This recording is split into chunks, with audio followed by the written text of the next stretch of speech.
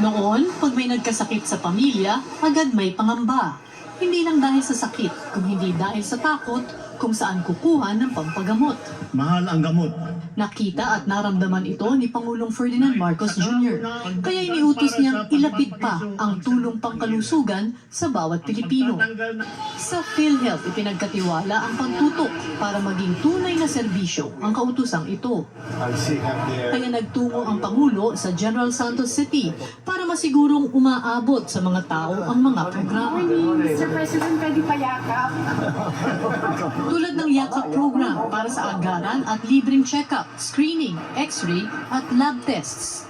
Mayroon ding programang gamot na nagbibigay ng hanggang 20,000 pesos na libreng maintenance medicines. Ang yakap, by the mere word, yakapin para mailayo sa sakit. Kinabit na rin namin yung availability ng gamot at saka ng basic lab. We're hoping bumaba rin yung ating kailangan ma-hospital. Ginagawa natin mga paraan, maagang nagpapatingin para hindi na uabot sa malubhang sakit.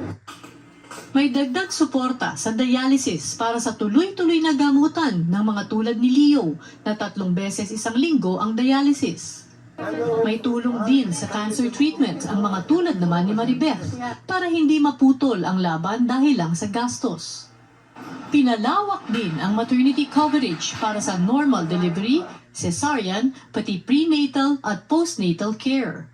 Ikalat natin yung balita para alam ng tao kapag may karamdaman sila, meron silang gustong patignan, yung anak nila, whatever, meron silang pupuntahan. Sa buong bansa, tuloy-tuloy ang trabaho. Isa-isang inaayos ang mga bagay na nagpapagaan sa buhay ng mga Pilipino.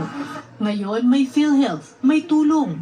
Hindi lang ito benepisyo kung hindi ka panatagan para sa bawat pamilyang Pilipino.